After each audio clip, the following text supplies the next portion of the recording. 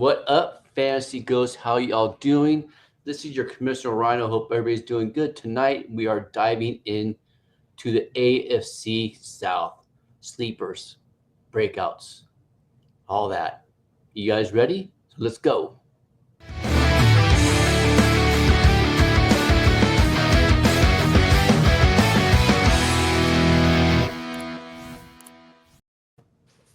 How are you guys doing tonight? Let's get to it. How you doing, JX? I'm doing all right, man. Like I said, another day. Blessed to be here. Ready to talk some AFC South breakouts, some sleepers, some guys we're fading. We got some great stuff going. Yeah, how you doing? This is your division, bro. This is your Yes, division sir. tonight. You ready? I just want you to know right now, full disclaimer, I am extremely biased. Yeah, we know that. Yeah, And that's just want to let you know. that's Hey, okay. hey, man, they might say I'm a little biased too. I've been called a backpack Colts fan for the past 2 weeks now. So Oh hey, man, if man. I'm a little biased, I'm a little biased too. It is what it is. Hey man. I just like to think that, you're one of the people who knows exactly what they're looking at. That's what it is. Because a lot of people, I feel like a lot of Always. people they make their Colts takes based on their emotions, or they listen to people that are on TV on ESPN and they listen to what they say, and then they're like, okay, well, I saw what they said, I looked at the numbers, so I know what I'm talking about. All right. Before we get started, goats, we need your help, man. We hit the 400 mark, and thank you for that. Bless your Thank you, heart. everybody. Hey, now get us to 500. Please like and subscribe. Be your friend. Tell a friend. All right. So let's get to it. Sleepers. Who are who are our sleepers in the AFC South? Well, yeah, my first sleeper in the AFC South is DJ Giddens. I Ooh, think that I think that he is one of the elite talents in this draft class, and because of the depth of this running back draft class, I think DJ was overlooked a little bit. a little And bit. I mean, well, a lot, yeah, because of how far he fell. And I think that his skill set matches perfectly what we want to do. Even when he was coming out, when he was getting drafted, I said that his comp was Naeem Hines. If Naeem Hines was 6'1" and 212 pounds, Yeah. yeah. So he's explosive. He's fast. He breaks people's ankles. He knows, like, which hole to look for and like burst through. He has great contact balance. I think that he'll only need a few touches a game to be effective. He could Yeah. explode for a 20, 25, 30 yard run on any touch. So I think that he'll be a great complement to Jonathan Taylor. And he is something that we talked about in February when we were going to rookies. Hmm. I think he was in your top six Yeah, he prospects. was. Yeah, he was definitely in my top like six or So seven. Yeah. and that put him on my radar. And then Hmm. seen the camp films. Oh yeah. Yeah, he's Yeah, he's pretty serious. Yeah. so that's a very good take about when you a couple touches. Who's Hmm. your guy, Jix? The man with the $1 million math, the I'm kind of $1 million laugh. Yeah, I mean, I'm kind of the same with AFC South Steven here. I mean, DJ Giddens is one of a kind running back with great talent. I think he's been slept on because of kind of where he went to school. I mean, like I said, as a Kansas State alum, it's a big school, but it's not the biggest school. I mean, DJ Giddens probably played at a big university. We probably saw a lot more draft position for him. But not just him. I really liking Xavier Restrepo as well with Tennessee. Hmm. With the wide receiver room, the way it's built, or where it's set up there right now, they don't have a lot of guys to go to. We know that Calvin Ridley is going to be the main target, but there's a bunch of rookies and some veteran guys they brought in. There's kind of like middle tier there. How could you not believe that his best friend in college could not potentially be his best friend in the NFL? So Right. I expect Restrepo to have a good amount of targets when the season comes, and I think he could be slept on here into the season. If I got a discussion about him because the coaches have said they like what they see because they can move him all around. But some people just aren't buying that at all. They should. They should look. They should go back and look at the film. Go look at his college plays. You can see what they did, what he could do. Just because he was Hmm. undrafted doesn't mean crap. Doesn't mean crap. All right, my breakout. Dyami Brown, my sleeper, Dyami Dyami Brown. Dyami Brown. Dyami Brown. Yeah. I think he has all the tools to have a great season as a probably the wide receiver 3, but he could ball out. Especially, we already seen what 3 wide receivers could do in the Liam Cohen system. Mm-hmm. 3 wide receivers could be very viable, and he showed glimpses, especially downfield.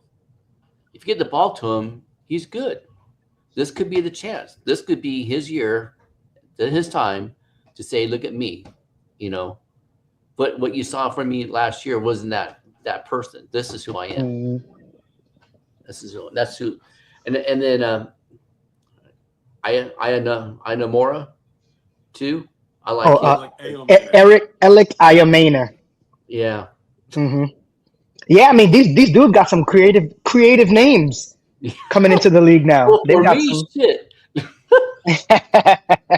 For me. All right. Anybody else you guys got? No, I actually got some agreements with Dyami Brown. You know, I know everyone's infatuated with Travis and him playing, and I am too.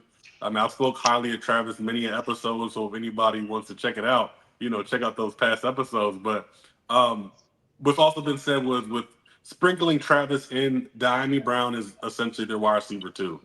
So you know he's going to get you know a good amount of plays where he's on the field. So no, I could definitely see Dyami Brown, you know, being a good part of that offense there. Do you see him as an upgraded Christian Kirk?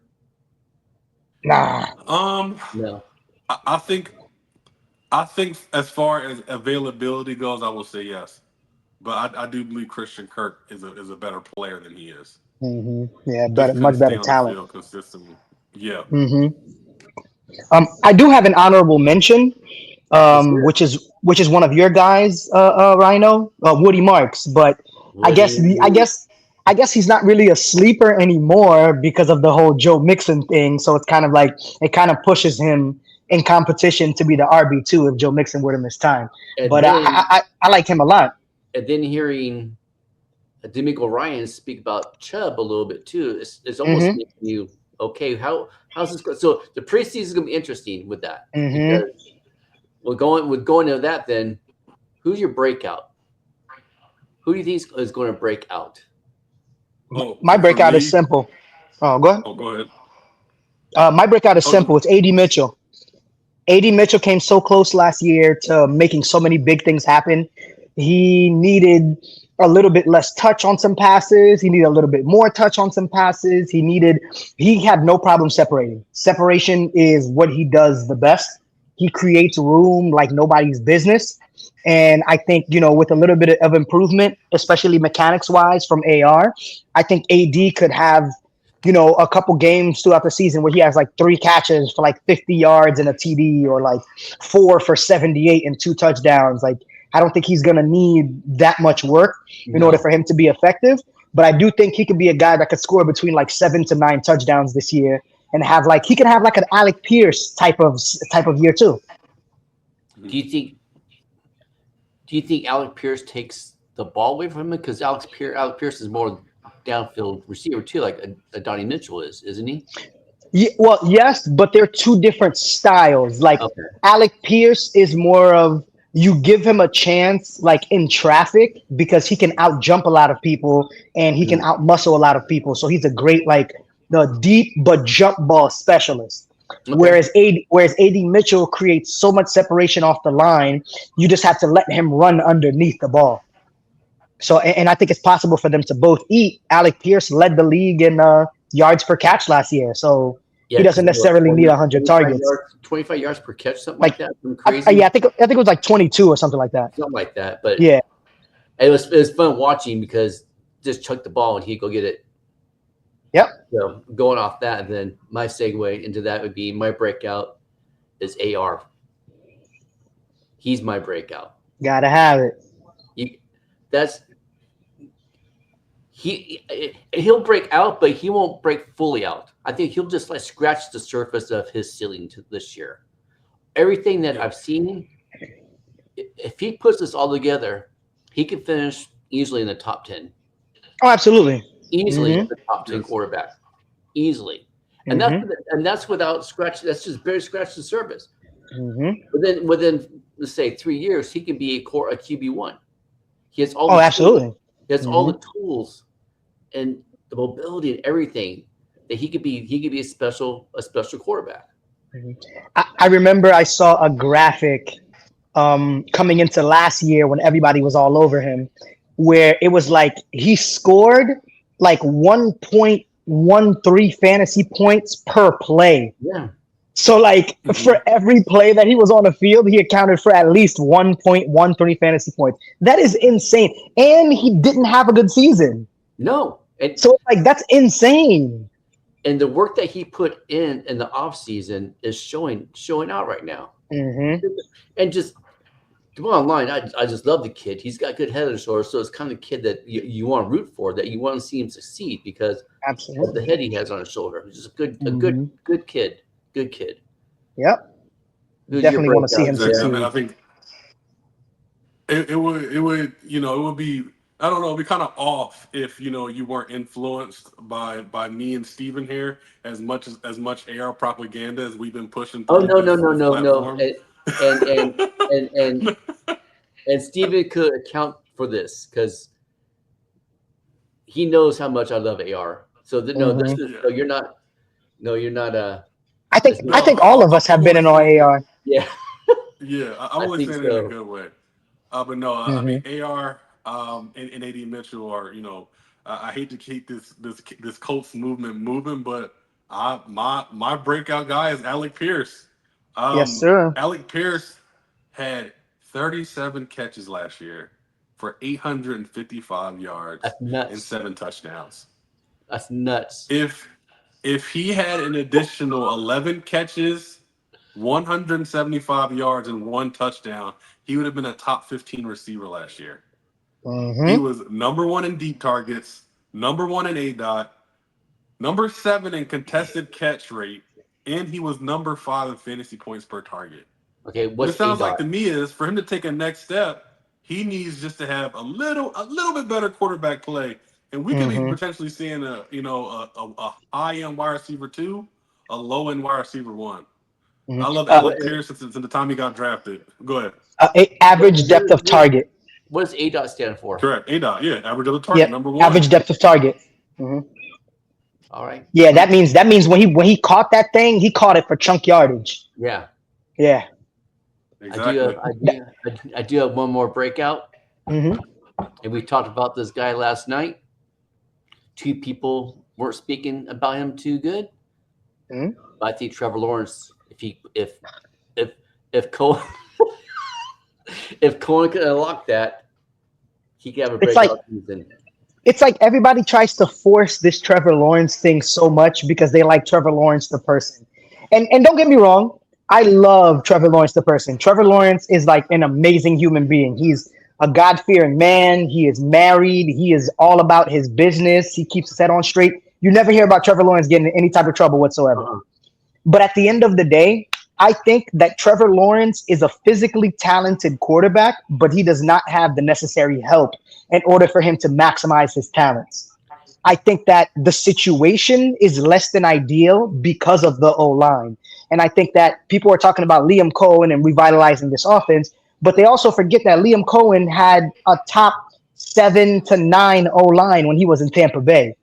And even when he was on the Rams, like I know you guys were saying that, he didn't really have a good O-line. Oh, no, he had O-line was trash. Yeah, he didn't have a good O-line. But that year also, wasn't that the year that Stafford got hurt and then they had to rotate quarterbacks and then they brought in Baker for the end of the year, right? So it's so that is what the offense looks like when you don't have a capable O-line. And personally, I think Baker is better than Trevor Lawrence. Okay. I mean, I agree with that. But so that's why I'm not really buying it. But have at it. I'm buying it. I'm going to buy it all day. He at some point, maybe this is every year. I've never owned any stock in Trevor Lawrence. I'll put it that way. Yeah, me neither. For a reason. Every year, no, because just other quarterbacks that I've taken before him No, no, I'm saying me neither because for a reason. Yeah, like I haven't done it for a reason. Yeah. But there has to be the light bulb has because we've seen glimpses of what he can do. Mm-hmm. So why, if he could just put together, and maybe this is the coach. If not, then guess what? He'll never reach that. He'll never reach his ceiling. Ever. And honestly, I don't think that that's necessarily like because I mean I can't really tell the future, so like I don't know what will happen to him. But maybe he needs a different situation to reach his ceiling. Maybe like, for example, right? Let's say he has a really bad season this year. Let's say Stafford plays, he has a good season, and at the end of the season, Stafford's like, you know what, man? I think I'm gonna hang it up. My body's not holding up anymore. Me and Caden Kershaw are gonna go live the rest of our days by the beach in California. And then McVay gets an opportunity to get a guy like Trevor Lawrence because the Jags don't want him anymore. Like if he ended up in LA, I would be all in on Trevor Lawrence. Okay. If Trevor Lawrence ended up in like, San Francisco, I'd be all in on Trevor Lawrence. If he ended up in like Detroit or like a place like that, a place with like a good like offensive foundation and some solid pieces, like he needs a more professional organization because the Jaguars haven't been good in way too long. I will buy that part right there. It needs more professional organization. Mm-hmm. I'll buy that, but I still think you have a breakout season. Hey, it's possible. Yeah. Do you guys have any other breakouts? No. Other breakouts. No, I think that's pretty much it. All the people I got my eye on. What about Cam Ward? Even though he's a rookie, you think he can have his rookie season be a breakout season? I'm praying for Cam Ward to stay healthy. Sleeper. Yeah, I'm praying for Cam Ward to stay healthy. I'm gonna pray for him all season because that O-line over there is like a patchwork of just random guys that they were able to find. And I feel like Cam, like I saw Cam Ward play at what was it, Arkansas that he played at before he went to Miami, or something like that. Yeah. And without an O-line, my man was running for his life. Washington State, there you go, Washington State. Yeah. Without an O-line, my man was running for his life. Like Cam Ward was like he was begging for some blocking, and then when he went to Miami, he got an improved O-line, and then he had days back there. He was able to carve up the defense. And I've been skeptical of his head coach ever since he got hired in Tennessee because I brought up the fact that he never called plays in Cincinnati. Right. That he was behind Zach Taylor, and Zach Taylor was the one who called all the plays. And calling plays in the NFL is not easy, man. It is not easy. So because of that, he's another one too. Like it's a bad situation. So because of that, I wouldn't be shocked if he had an underwhelming season, or he has a great season, but the team has an underwhelming season. Yeah. Just before we go to the next subject, though, I want what's ranked offensive lines in the AFC South, because three of the teams pretty much the same thing, patchwork. There's only one team in the AFC South that has a solid O-line. Mm-hmm. And that's the yeah, exactly. I'm gonna go Colts, Titans, Jags, Texans. That's what I'm saying. Yeah, either or. Texans or Jags or Texans, doesn't matter. Yeah, I was gonna say that. Like I feel like it's a 3-way tie for 2. Yeah. Yeah. No, I wouldn't say that. The Titans O-line is a lot better than what it was. They made additions. They're sustainable, but compared to the Jaguars and the Texans, it does. I don't think it really competes with the other two. I will give you that though, that the Titans do have some really good pieces on paper as far as their O-line. The Titans' number one problem though is they play all of their linemen out of position. They drafted Skoranek, and then they played him at guard instead of at tackle. They drafted Latham. They're playing him at tackle instead of guard. Like I feel like they need somebody to shore up like the positions on the O-line. Right. All right, gentlemen. Let's get to some fades. Let's do some rapid fire fades. You go. Man. I know you're gonna say Trevor Lawrence rocket that, aren't you? No, they're going to kill me for this though. It has been coming for this one. My fade, and I'm not fading the talent. I'm just fading the situation in the draft capital. I'm not taking Brian Thomas Jr. in the first round. Really? I'm not. I'm not. Oh, that's Trevor Lawrence. shocking. Yeah, I know. Trevor Lawrence traditionally does not throw it to his ex receiver. Last That's year true. when Brian Thomas Jr. was, not the talk of the town, he was going off for 3.8 catches, 66.1 receiving yards, and 5 touchdowns when Trevor Lawrence was starting. But when Mac Jones came in, he was going for 6.5 receptions per game, 85.8 receiving yards, and 5 touchdowns with less games with Mac Jones. Mac It's Daddy not that I'm fading the Jones. talent. I'm not fading the talent. The talent is impeccable. We have a different level of athlete with Brian Thomas Jr. But there's something with Trevor Lawrence where he can't make connections with his ex receiver. Same thing with Mm-hmm. Calvin Ridley. Calvin Ridley was running wide open all over in Jacksonville, and Trevor could not get him the ball. And I don't know why. Where Trevor is going to eat and where he usually does is the slot in the tight end position. And I think that's when we'll see the explosion. But Brian Thomas Jr., I don't think he's going to be able to basically be suffice of that first round draft capital this year. Who was the ex for the or for the Buccaneers? Was it Mike Evans? Yeah, Mike Evans. Yeah, Mike Evans. So that actually kind of did that. Now Liam Cohen, he feeds all three of them though. So hopefully, hopefully he gets Trevor to change that. Yeah. So I mean, hopefully Trevor gives him the chance, but we'll see. It's a decent argument for sure. Oh, my fade, real quick. I'm fading Travis Hunter at ADP. Okay. Complete fade. Because in some leagues he's going in like the 3rd or 4th round, especially playing right next to Brian Thomas Jr. I don't think that Travis Hunter will be able to have like the necessary target share and if he's going to play both ways, I don't think he's going to play all 17 games. No, and it looks like when they've done the camp breakdown for him, it's been like 46 plays on defense and 36 plays on offense. Mm-hmm. So so if it's like that, then are you going to fade him? Are you going to fade him as a wide receiver too? I'm already fading him as a wide receiver because of the situation. Yeah, I'm not really a fan of the quarterback. And I think that if there's going to be 1 or 2 people in this offense that are going to eat in a passing game, it's going to be Brian Thomas Jr. and it's going to be the tight end, Brenton Strange, because Trevor Lawrence loves his tight ends. That's a good thing. All right. Well, like a couple of fades. My first fade, of course, Joe Mixon. Just not touching that. And that is before the NFI and all that kind of stuff too. His run efficiency went down towards the end of the season last year. I know he's getting a lot of carries and stuff.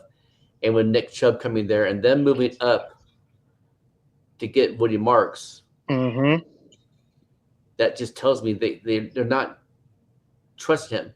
And plus a whole new offensive system too. And Joe's if you're out this much time in the new offensive system, you're going to be behind. Well, right. And Joe's getting old. Yeah. He's what, 28, 29? I think so. Yeah, I'm going to tell you right now. Right under 30. Right around there, yeah. Yeah. And then my other fade, same team, Dalton Schultz. When you have the receivers, they have the drafting of Higgins and Noel, and then you have Christian Kirk and Collins. And then you draft a Woody Marks who can get the intermediate passes and short down and the short passes. Where's Dalton Schultz going to fit in? Right. Yep, that's a fair question. And then plus with the O-line still kind of being shaky, they're going to need more people on the line. So he could be use more of a blocking tight end.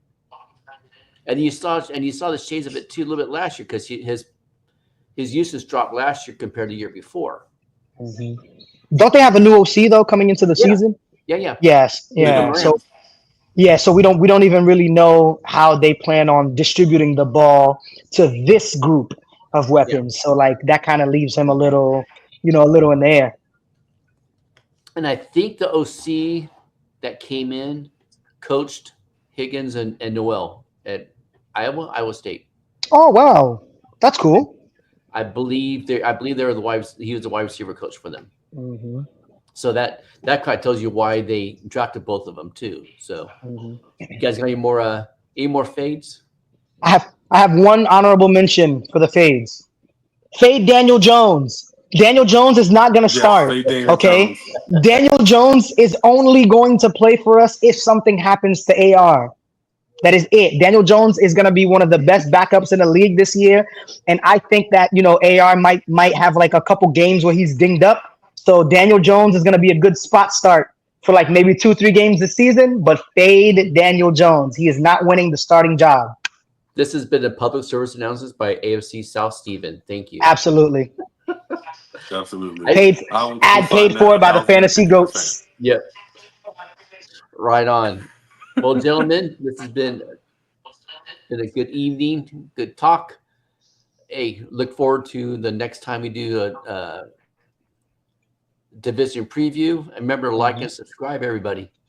Have a blessed evening. Have a great one.